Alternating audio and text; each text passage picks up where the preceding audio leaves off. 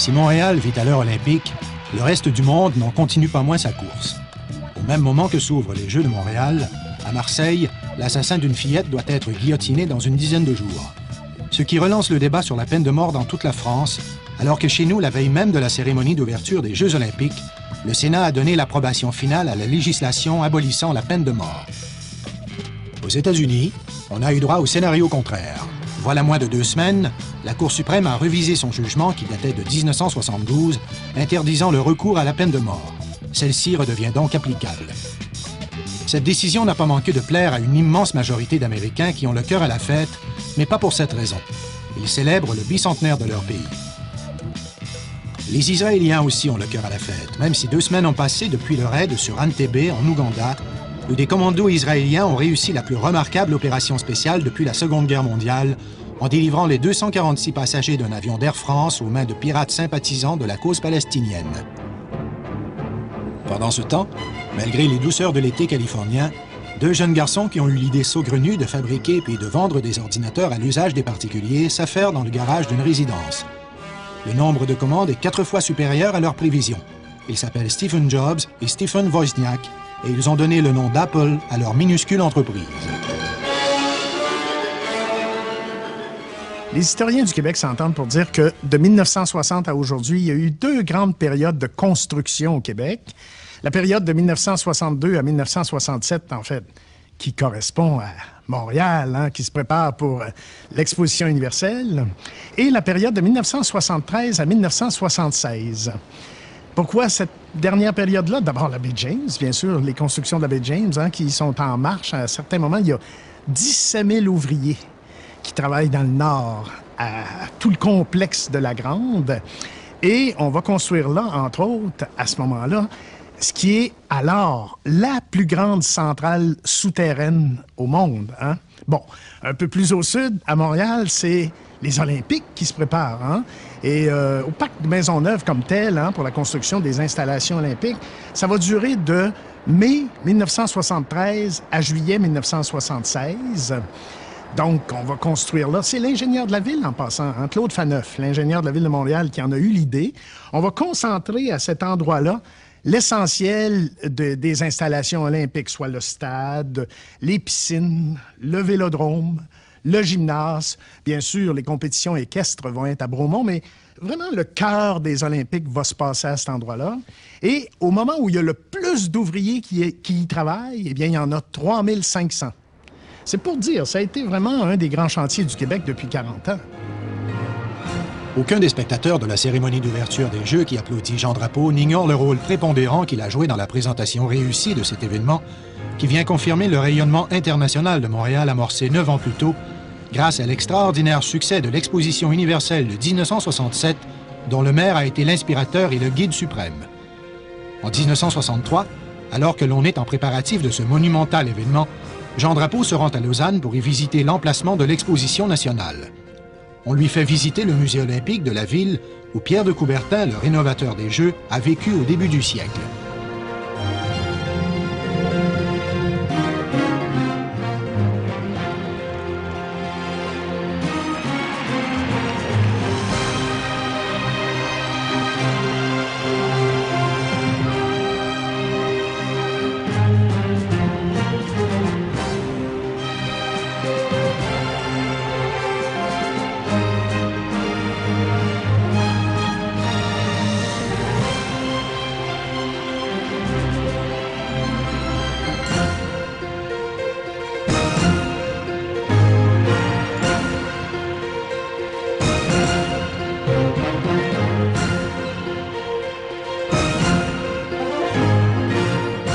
Le maire est fasciné.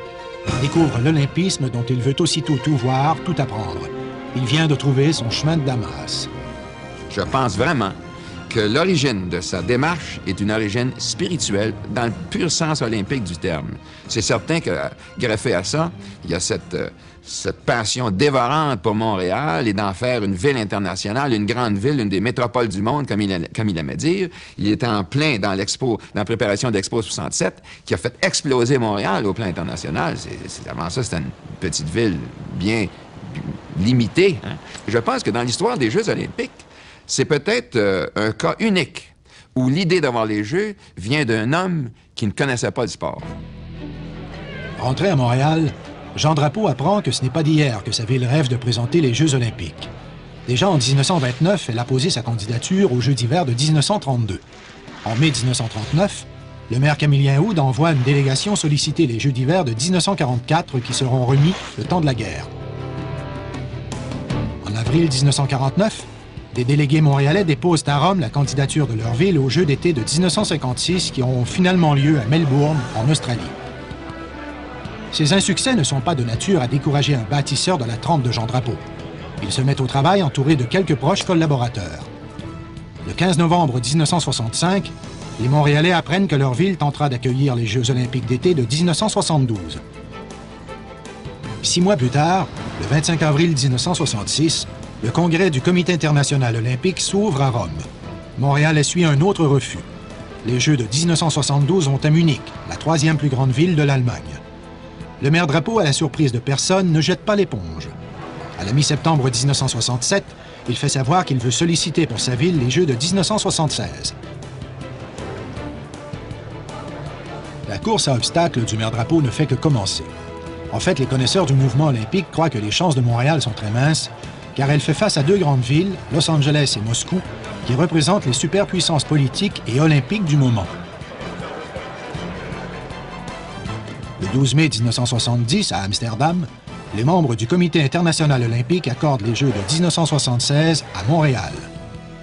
The results of the voting, ladies and gentlemen, were Montreal 41 votes, Moscow 28 votes, and 1 blank vote.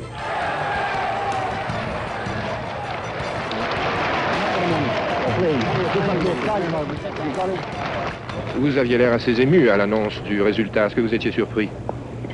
J'étais ému et même si je m'attendais à une belle victoire pour Montréal, c'est toujours surprenant. C'est la confirmation. On ne sait plus si on est convaincu d'avance ou si c'est le souhait qui nous aveugle. J'avais la conviction que Montréal l'emportant, soit au premier, soit au deuxième tour, ça serait par au moins 40 voix. Et c'est ce qui est arrivé. Au Québec, la nouvelle provoque une explosion de joie. Après avoir donné à Montréal un métro, des grands boulevards, une exposition universelle et un club de baseball des ligues majeures, ne voilà-t-il pas que le maire Drapeau avait obtenu la tenue d'un événement aussi grandiose que les Jeux olympiques? Comme beaucoup de monde, j'attendais la nouvelle des gens qui étaient à Amsterdam à ce moment-là et qui représentaient la ville de Montréal pour savoir si jamais on pouvait gagner la joute contre Los Angeles et Moscou, qui étaient 2 superpuissances à ce moment-là. Et quand la nouvelle est arrivée, j'en étais bien heureux. J'étais à ce moment-là éducateur physique dans une école secondaire et je me disais, si je suis chanceux, peut-être je pourrais faire du bénévolat pour ces Jeux-là. Mais tout ça, ça a bien changé entre 70 et finalement mon arrivée au COJO qui était le 1er janvier 73. Et je peux vous dire qu'à partir du moment où j'étais impliqué dans les Jeux, évidemment, ça a été un défi extraordinaire. Parce que Montréal, à cette époque-là, y compris moi, au fond, nous connaissons très peu du mouvement olympique. Des voix moins enthousiastes se font cependant entendre ici comme ailleurs. À Ottawa, dès le lendemain, on se demande à voix haute combien ce coup d'éclat du maire Drapeau va coûter aux Canadiens.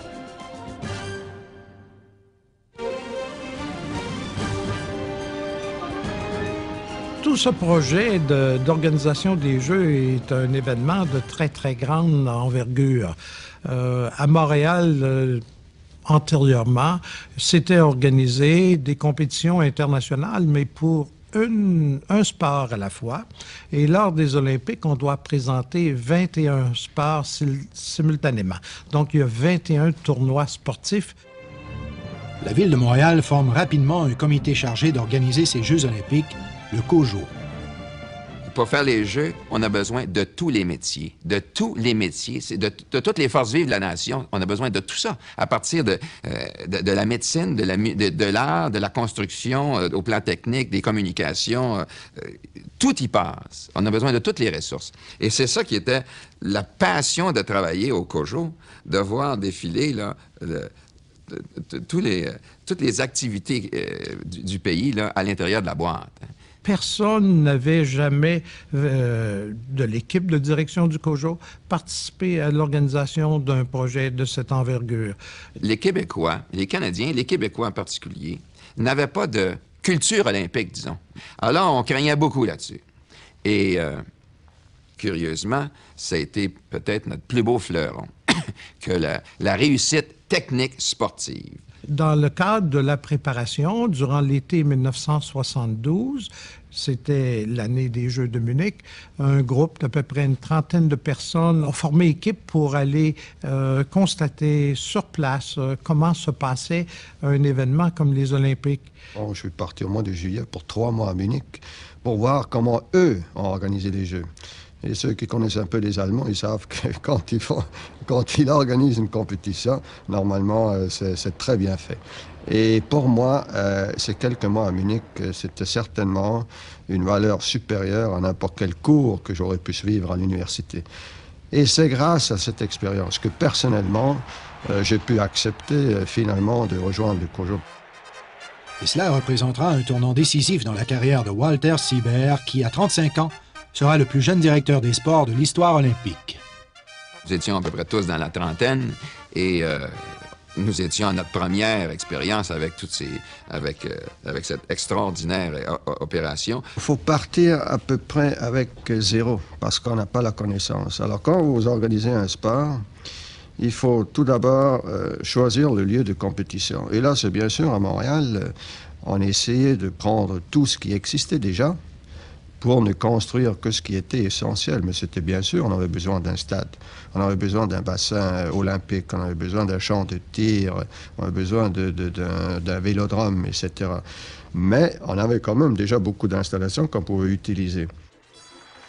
Au retour d'Amsterdam, le maire Drapeau consulte les ingénieurs de la ville qui vont ensuite visiter tous les stades récemment construits en Amérique du Nord et en Europe afin de faire une recommandation au comité exécutif de la ville. Et à Paris, il y avait ce stade, le Parc des Princes, bon, le fameux stade de Taillibert. Ceci est le secret le mieux gardé à Montréal, que le Parc des Princes était à l'époque le stade le moins cher au monde par siège. Puis les ingénieurs du service, tous les directeurs, ont conclu que c'était faisable ici et que s'il avait été construit à Montréal, ce Parc des Princes-là, il aurait coûté de l'ordre de 27 à 28 % plus cher qu'à Paris. Bien, 20 millions plus 25-27 %, ça fait quoi, 24 millions peut-être? La même année, un stade comparable aux États-Unis, qui était le Veterans Stadium de Philadelphie, ce stade-là, qui avait 50 000 places aussi, a coûté 44 millions. Pour vous dire. Monsieur Drapeau et moi, de mars 71, si vous voulez, à septembre 71, on a fait 3 projets de stade. C'est le 3e projet, d'ailleurs, que j'ai fait, qui a été retenu par le comité exécutif de la Ville de Montréal, et que je suis allé porter à Paris à M. Taillibert pour lui dire « c'est ça que la Ville veut ». Le 6 avril 1972, la Ville dévoile ses projets au cours d'une conférence de presse. Le maire Drapeau et ses collaborateurs rêvent de jeux modestes. C'est à partir du moment où les premiers budgets ont été déposés, 74, je pense, et où on parlait de 310 ou 320 millions de dollars pour toute l'aventure olympique, que les journalistes ont commencé à poser des questions et à se dire 310, 320 millions, il nous semble que c'est pas, même si à l'époque c'est un montant considérable, mais compte tenu, surtout quand on a publié la maquette, le fameux stade de M. Taillibert, les piscines, le vélodrome et tout l'ensemble du parc olympique, qu'on a commencé à douter. Le budget passera de 310 millions à 1,5 milliard. Cet écart s'explique par une longue série de dérapages et par des difficultés d'ordre technique imprévisibles. L'augmentation du prix des matériaux et des coûts de la main-d'œuvre y sont aussi pour quelque chose. De 1973 à 1977, le Canada connaît un taux d'inflation de 40 %. Je vous donne juste un chiffre. L'acier, on a toujours dit, si on avait fait le stade comme tous les stades américains en acier plutôt qu'en béton, précontraint, ça aurait coûté moins cher. La technique française, etc., la technologie française. Bien, le prix de l'acier était, au moment où les plans ont été faits en 72, 200 $ la tonne, 185 $ la tonne, pour être plus précis. La dernière commande d'acier, en janvier 76, donc 4 ans plus tard, en pleine crise, 1200 $ la tonne. Dans mon budget, j'avais mis 450 pièces, puis dans ce temps-là, ça se vendait à 200 pièces. Mais pour les Jeux, on l'a payé 2000 pièces, puis le camion, il faisait 10 fois le tour, puis 12 fois le tour par jour. Les camions rentraient avec du béton précontraint qui était acheminé de Saint-Eustache à Montréal et avec des poutres. Et comme il n'y avait aucun contrôle, les mêmes camions ressortaient de l'autre côté avec les mêmes poutres et revenaient se refaire payer une deuxième fois. Bien, vous compterez 20 tonnes à 2 000 $, 40 000 $, qui fait 15 fois le tour. Ça fait $1,5 million dans une journée. Et qui avait la responsabilité de surveiller la porte? On n'a jamais demandé la question. Il y avait, si ma mémoire est fidèle toujours, 82 grues mécaniques sur le terrain. Essayez de vous imaginer combien coûte une grue mécanique, et il n'y en avait que 3 ou 4 qui pouvaient travailler, toutes les autres se paralysaient. Mais, de visu, il nous semblait qu'il y avait quelque chose de curieux. C'était un parc de grues mécaniques. En 1974, la guerre éclate entre le gouvernement et les syndicats de la construction qui seront bientôt mis sous tutelle. Les syndiqués répliquent par des grèves, des baisses de productivité et des ralentissements stratégiques. De novembre 1974 à mai 1976, donc 18 mois, tous les arrêts de travail, complets et partiels, ont coûté 155 jours de travail. Plus de 5 mois d'arrêt de travail sur 18 mois de construction. Imaginez ce que ça représente, ça, comme rattrapage. Les temps doubles, triples, on a les cédules de travail, 7 jours par semaine, 24 heures par jour, etc., etc. C'est ça la spirale des coûts. Je sais bien que tout dépend de la signification qu'on donne au mot modeste. Vous portez une cravate qui n'est pas modeste parce qu'elle coûte 3 fois le prix que vous payiez il y a quelques années. Vous mangez du pain, du beurre, des œufs qui coûtent, et du lait. Vous buvez du lait qui coûte 3 fois le prix que vous avez payé il y a quelques années. Est-ce que vous avez cessé de manger du pain modeste, du beurre modeste et boire du lait modeste? Alors, il s'agit de savoir quel est le contenu du mot modeste, là, puis ensuite, on va s'entendre. Souvenez-vous de sa phrase où, quand on le questionnait sur « Mais Monsieur Drapeau, vous savez bien que nous allons faire un déficit olympique », écoutez, cette phrase-là, il l'a répétée en commission parlementaire. Il est aussi difficile pour les Jeux olympiques de faire un déficit que pour un homme d'accoucher d'un enfant. À l'été 1975, une commission parlementaire est mise sur pied par le gouvernement provincial afin qu'elle se penche sur les coûts du dossier olympique. Il y a un jeune député dans l'opposition qui s'appelle Claude Charron. Et c'est peut-être le seul qui lui a donné la réplique, mais de façon magistrale. Malgré l'embellie que prenaient toujours les nouvelles quand elles passaient par la bouche du maire de Montréal, il devenait évident que ça n'allait pas si bien que ça. Donc, quand à Québec, ces nouvelles-là nous parvenaient, nous, devoir de députés d'opposition était de questionner le gouvernement sur son inaction, parce que c'était plutôt ça. Il s'agissait non pas de lui reprocher un geste, mais de lui reprocher de ne pas en faire. Je suis allé avec M. Drapeau, puis on est allé défendre notre projet. Sur 14 mois de travaux dans le Vélodrome, il y avait eu 8 mois de grève. On est allé dire à M. Bourassa, les relations de travail, c'est vous. Parce que nous, on ne peut rien faire. Si vous ne faites rien, le stade va faire patate. Et il n'a rien fait. Avant que le gouvernement décide d'intervenir et d'évacuer M. Drapeau du dossier, ça prenait beaucoup d'énergie et beaucoup de volonté politique. Jean Drapeau, c'est pas un joueur mineur. C'est Marcel Léger et moi qui nous occupions de ce dossier pour l'opposition. Et on recevait plein de petites enveloppes brunes sur la porte de notre bureau, des enveloppes de gens qui étaient non seulement traumatisés, je dirais, mais scandalisés de ce qui se passait dans le dossier olympique et surtout excessivement craintifs du déshonneur qui allait tomber sur le Québec s'il ne pouvait pas accueillir les Jeux. Et ça, c'était, je crois, la carte qui a fait agir Robert Bourassa. On est arrivé en décembre 1975 et où, à un moment donné, la pression populaire était très forte et le gouvernement de M. Robert Bourassa a été obligé d'enlever les Jeux olympiques à l'administration Drapeau pour former la régie des installations olympiques et confier le tout à Claude Rouleau, un haut fonctionnaire, qui avait à peu près 6 mois pour rendre les Jeux acceptables. Les dirigeants de cet organisme ont demandé au comité organisateur « Qu'avez-vous besoin pour présenter les Jeux? » Et remarquez, il reste que quelques mois, donc limitez-vous à ce que vous avez absolument besoin. À cette occasion, j'ai écrit un document qui j'ai intitulé « L'essentiel de l'essentiel », qui décrivait les exigences minimales qui devaient être rencontrées pour la tenue des Jeux. Quelques semaines plus tard, la Régie des installations olympiques suggère à Robert Bourassa d'annuler la présentation des Jeux de Montréal. Chose qu'il n'a pas fait, bien sûr, ça aurait été une catastrophe épouvantable pour le Québec.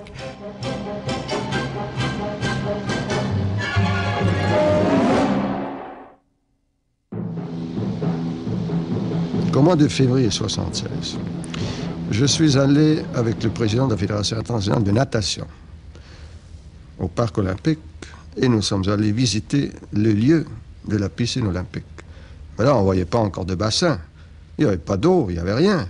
Il y avait encore tous les poteaux qui étaient là parce qu'il fallait construire d'abord le toit de la piscine. Et ce monsieur Henning, qui était donc président de la FINA, il a amené un architecte avec lui des États-Unis.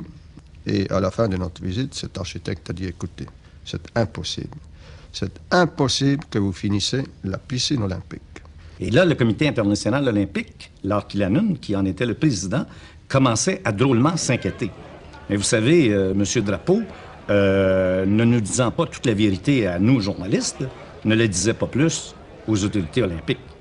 Au point qu'en janvier 1976, on a eu un projet parallèle de monter des installations temporaires dans le cas où le stade n'aurait pas été prêt. On avait prévu, au mois de février, on est à quelques mois des Jeux, de l'ouverture, de prévoir éventuellement tout le programme de natation au centre Claude Robillard plutôt qu'à la piscine. Le site alternatif était situé sur le terrain qu'on appelait Saint-Sulpice, au nord du boulevard métropolitain. Et on aurait construit une piste et un stade avec des installations du même style qu'on utilise, disons, au Grand Prix. À chaque année, on remonte des estrades. Donc, on aurait fait la même chose. Un an avant la tenue des Jeux, le COJO organise les compétitions internationales de Montréal, les CIM. On a organisé une vingtaine de compétitions internationales, à peu près dans chacun des sports, à Montréal aussi, qui nous ont permis de roder tous les systèmes, pas seulement pour la presse, pour les services de presse, mais aussi pour la logistique, pour le transport des athlètes, des dignitaires, pour l'hébergement, pour le village olympique, pour les hôtesses, pour l'accueil, pour l'accréditation, pour les services de placiers un peu partout. L'organisation logistique passe le test. Les compétitions pré-olympiques se déroulent sans anicroche. Et là, enfin, on pouvait savoir ce que ça représente, les Jeux olympiques. Derrière tout ça, il y a le mouvement olympique, et c'est là toute l'importance. Le mouvement olympique, lui, dure tout le temps. Il ne dure pas que 2 semaines. Alors, le mouvement olympique, ça veut dire que les gens s'entraînent pour se dépasser. C'est la poursuite de l'excellence à tous les niveaux. Le mouvement olympique se veut au-dessus des querelles politiques, mais il n'y arrive pas toujours. Les pays africains avaient laissé entendre que si la Nouvelle-Zélande, qui avait participé dans des matchs de rugby, je crois, en Afrique du Sud, participait aux Jeux, les pays africains voulaient que la Nouvelle-Zélande soit exclue des Jeux. Évidemment, la Nouvelle-Zélande n'a pas été exclue des Jeux. Et les pays africains qui sont arrivés ici dans les jours, quelques jours avant le début des Jeux, qui se sont tous installés au village olympique, ont annoncé leur départ avant la cérémonie d'ouverture. Si l'homme noir n'est pas respecté dans toute la ligne de la vie, mais qu'est-ce que ça nous rapporte à nous de gagner des médailles si demain, quand nous avons fini de gagner les médailles, on ne nous respecte pas au même titre que les autres hommes? Une trentaine de pays quitteront donc Montréal à la dernière minute pour dénoncer le régime de l'apartheid en Afrique du Sud. Moi, je dois vous dire, il n'y a personne qui y croyait. Et d'autant plus que tout le monde est arrivé. Il y avait d'excellents athlètes africains à l'époque qui ont été privés d'une chance à cause de décisions politiques qui étaient en dehors de leur contrôle. Et quand on a vu ces athlètes qui étaient forcés de se retirer des Jeux, rentrer dans leur pays, après avoir eu des entraînements pendant des années, la plupart étaient en pleurs, leur rêve était terminé en dedans de quelques minutes. Ça a été très, très, très frustrant. Et pour nous, au niveau de l'organisation, évidemment, ça a créé des problèmes majeurs parce qu'au bout de la ligne, on a dû annuler 21 épreuves en tout.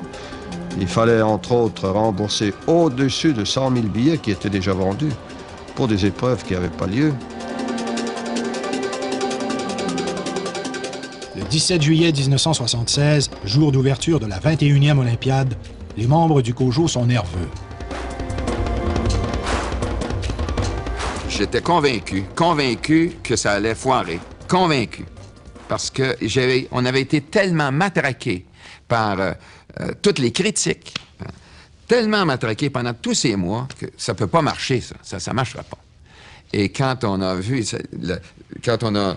quand les athlètes sont entrés, les premiers spectacles, les spectacles de la ville de Munich, l'entrée des athlètes, les ballets, tout ça, c'était tellement beau que je pleurais. J'en pleure encore. C'était tellement extraordinaire que... On a eu des moments de doute, on a eu des moments d'inquiétude à savoir si les jeux auraient lieu ou pas, si le stade serait complété ou pas.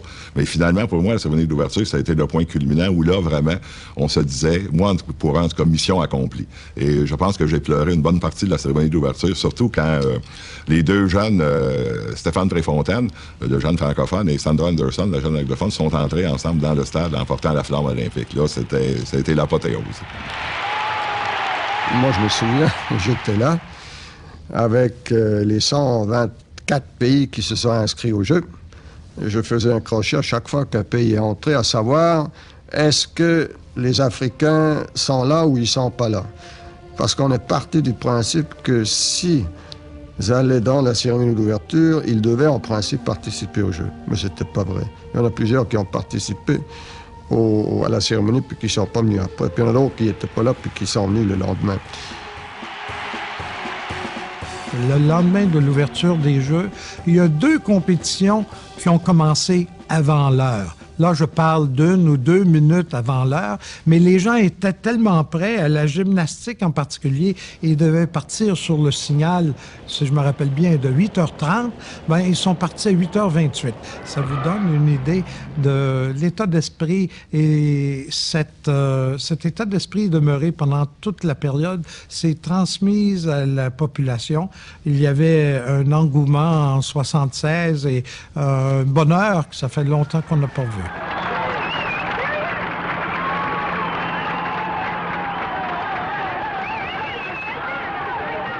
Dès le moment de la cérémonie d'ouverture et après ça, ça a été magnifique. Tout l'intérêt a été porté sur le sport. À Munich, en athlétisme, il y a eu 10 records du monde. À Montréal, le même nombre, malgré le boycott africain. 30% des pays presque. Malgré le boycott africain, on a eu le même nombre de records mondiaux en athlétisme. En natation, à Munich, ils ont eu 22 records mondiaux. À Montréal, on en a eu 34 records mondiaux en natation. Et si on compare maintenant ceci avec Los Angeles, qui est 8 ans plus tard, pourtant, 8 ans après les Jeux de Montréal, bien, Los Angeles, il n'y a eu qu'un record mondial amélioré en athlétisme et 11 en natation. Alors, c'est vous dire que les Jeux de Montréal, sur le plan sportif, ont été un succès éclatant. Et il s'est produit une espèce aussi de miracle, si on peut appeler. On se rappellera tout le monde de Nadia Comaneci, qui avait eu le premier 10 de l'histoire en gymnastique. Même nous, entre guillemets les experts, et ceux de la Fédération internationale, on ne prévoyait pas qu'il y aurait un 10 en gymnastique à cette époque-là. Et ceux qui se souviennent encore, le petit tableau d'affichage, quand la note est sortie, ça a été marqué 1.0, parce qu'on n'avait pas de place pour un 3e chiffre. Alors, ça veut tout dire de la qualité de cet athlète-là. Les Montréalais, les Québécois, les Canadiens n'ont pas oublié la petite reine des Jeux. Mais il ne faudrait pas oublier le coureur cubain Alberto Ruantera, médaillé d'or sur 400 mètres et 800 mètres, devant un autre grand athlète, le Belge Ivo Van Damme, ou le coureur de fond finlandais Lasse Viren avec un second doublé victorieux en 4 ans sur 5000 et 10 000 mètres, ou le fameux boxeur cubain Teofilo Stevenson qui n'a jamais perdu un combat, ou en natation masculine John Neighbour, un immense athlète, et Jim Montgomery dans le 100 mètres style libre qui fut le premier humain à nager cette distance en moins de 50 secondes. De même, en natation féminine, Cornelia Ender passe à l'histoire, mais il y avait aussi sa compatriote Ulrike Richter. Et surtout, au décathlon, l'Américain Bruce Jenner. Mais il y a aussi beaucoup d'athlètes canadiens qui ont laissé une très belle marque, entre autres le cavalier Vaillancourt à Bromont quand il a gagné la médaille d'argent. Et là aussi, encore une fois, c'était une compétition fort élevée. Et il a dû faire son parcours après un orage terrible. Et il l'a fait d'une façon magistrale et je pense que sa médaille d'argent, il l'a bien méritée. L'URSS gagne 125 médailles, dont 47 en or, la RDA 95, dont 40 en or, et les États-Unis 94, dont 34 en or.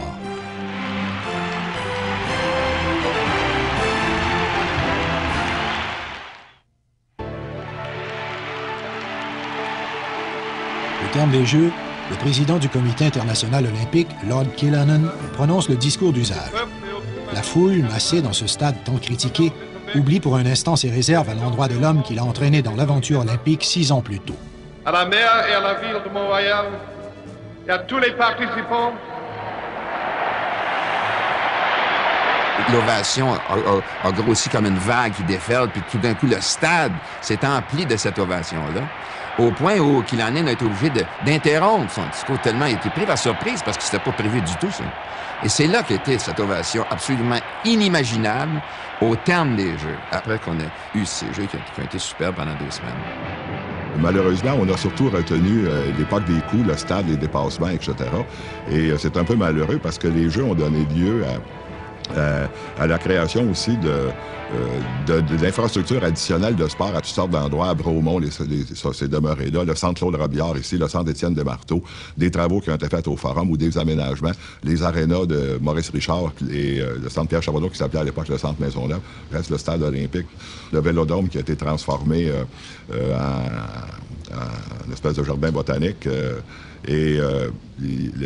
L'autre endroit magnifique de la compétition, c'est les piscines olympiques. Il faudrait remarquer que le stade, uniquement le stade, a dépassé le milliard de dollars. Hélas, là où il y a un défaut, c'est qu'on ne s'en sert pas assez. Le centre Claude Robillard, lui, est toujours plein. Pour ce qui est de la piscine olympique, en dehors des périodes de compétition intense, il n'y a pas grand monde qui s'entraîne là. Alors, les gens qui dirigent le stade, ce sont avant tout des promoteurs immobiliers qui sont là pour louer le stade.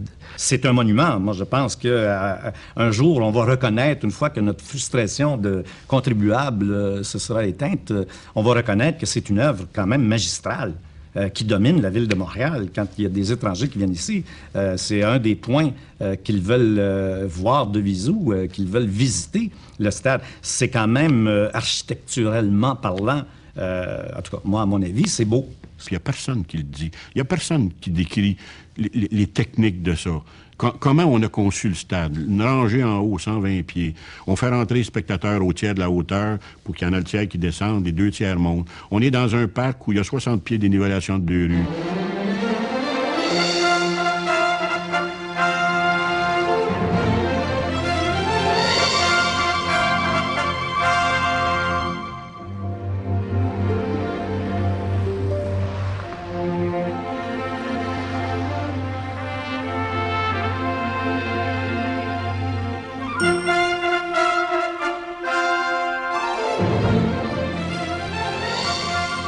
Je suis fier de ce qu'on a fait, de l'œuvre d'art qu'on a fait.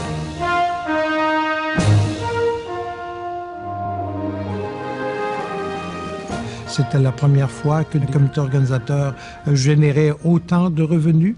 Donc, ça a conforté le mouvement olympique concernant les présentations futures des Jeux et ça a amené beaucoup de villes à demander la tenue des Jeux olympiques d'été.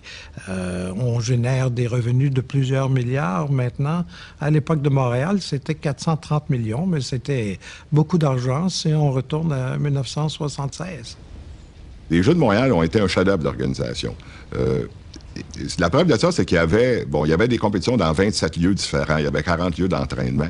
C'est le fait qu'on a 21 tournois simultanément qui amènent 100 000 personnes qui portent une carte d'identité et qui ont un rôle à jouer à un moment donné sur l'un ou l'autre des sites qui génèrent un projet de très grande envergure. À la fin de 1974, nous étions environ 450. À la fin de 1975, nous étions environ un peu moins de 1000. À la fin de mars, nous étions 1200. En mai, nous étions 2000. Et pour la période des Jeux, à peu près 2 semaines avant, et les 2 semaines des Jeux, 22 000. Quand vous êtes directeur général d'une division, technologie ou communication, évidemment, pendant 2-3 ans, vous faites la planification, Vous êtes le grand boss, vous êtes le grand responsable, vous mettez le budget sur pied, puis tout à coup arrive la période des Jeux, et au bout de la ligne, on n'a presque plus besoin de ces gens-là parce que dans une organisation qui est verticale, il faut que ça devienne maintenant horizontal. Il y avait une espèce de logistique là, absolument extraordinaire qui avait été mise au point pour transporter tout le monde, les athlètes, les officiels, les dignitaires, les médias, à chacun des lieux, que ce soit des compétitions préliminaires ou quoi que ce soit. Il y avait 330 événements différents pendant les Jeux et tous les événements ont commencé à l'heure prévue. Et finalement, ce système-là a merveilleusement bien fonctionné à Montréal. L'expertise développée à Montréal servira d'autres Jeux. Walter Siebert sera nommé conseiller spécial aux Jeux de Moscou puis de Séoul, où on adoptera le modèle d'organisation montréalais. Aujourd'hui, quand vous avez 28 sports, 10 200 athlètes, il faut que la structure même soit décentralisée. C'est ça qui a fait la force de Montréal. Parce que dans beaucoup de pays, surtout par exemple à Moscou, il était extrêmement difficile de leur dire, même si vous êtes la personne la plus importante, vous ne pouvez pas organiser des Jeux. Il faut les décentraliser. Et ça, c'était aussi difficile à Moscou et à Séoul. Ce système-là, maintenant, d'un jeu à l'autre, est à peu près la même chose, adapté parce que parfois c'est un peu différent au niveau politique de chaque pays, mais le système de Montréal est maintenant vraiment celui qui fait que les Jeux olympiques au niveau organisationnel, sportif, se ressemblent les uns par rapport aux autres. En juillet 1977, le gouvernement met sur pied la commission Malouf chargée d'enquêter sur le coût exorbitant des Jeux. Le rapport du juge Malouf ne ménage pas Jean Drapeau. On y lit que plusieurs facteurs ont provoqué la hausse des coûts. On y déplore que l'architecte Taillibert ait mis du retard à fournir des plans définitifs et qu'en cours de réalisation, on y ait apporté de trop nombreuses modifications. Le magistrat dénonce également l'incompétence de la firme d'ingénieurs montréalais à qui on avait confié les plans de l'architecte Taillibert. Il rappelle aussi les trop nombreux retards causés par les grèves des ouvriers de la construction. Selon lui, le gouvernement Bourassa n'aurait pas dû laisser le champ aussi libre à la Ville de Montréal dans le choix des entrepreneurs. Enfin, le juge Malouf fait porter une bonne partie des torts au maire Drapeau. Celui-ci promet publiquement de répondre un jour au juge Malouf par la voix de sa plume. Le livre tant attendu de Jean Drapeau sur la question des Jeux olympiques de Montréal ne verra jamais le jour. Quant à sa ville bien-aimée, ces fameux Jeux olympiques auront constitué son champ du cygne. L'exode d'une partie de sa population anglophone, le déménagement des sièges sociaux, la crise économique des années 80, le glissement du centre de gravité économique vers l'ouest canadien précipiteront le déclin de Montréal. Il faudra attendre un quart de siècle après les Olympiques de 1976 pour que certains signes d'une prospérité renouvelée ne se manifestent et que les Montréalais n'aient foi à nouveau dans l'étoile de leur ville. C'est au niveau de toute la saga du stade olympique par la suite.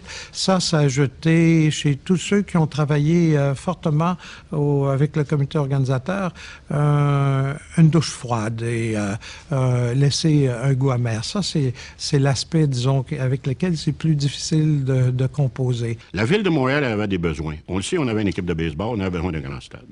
On avait une équipe de football, on voulait avoir un grand stade. Donc, M. Drapeau s'est dit, on va imprimer des pièces de monnaie, on va faire une loterie, on va aller chercher de l'argent, on va tenir les Jeux, on va avoir un héritage de bâtiments sportifs, puis on va se faire payer un stade, parce qu'il va être payé après.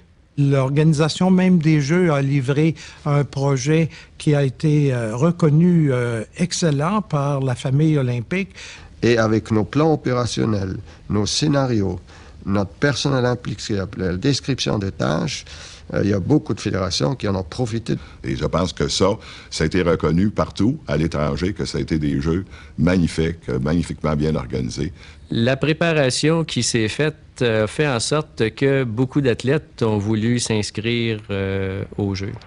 Juste à elle, Nadia Comaneci a fait qu'il y a eu des centaines de jeunes qui ont commencé à apprendre la gymnastique. C'est bien sûr. Alors dans ce sens-là, je pense que les Jeux avaient des retombées extrêmement bénéfiques. D'ailleurs, il y en a eu qui ont dit après les Jeux, quand d'autres gens sont venus auprès d'eux pour dire comment est-ce qu'il faut organiser des Jeux, ils disent « faites comme Montréal ». Et il peut arriver encore aujourd'hui que des présidents de fédérations internationales ou d'autres gens associés au mouvement olympique disent « faites comme à Montréal ». Alors, c'était une phrase simple, mais ça disait à peu près tout.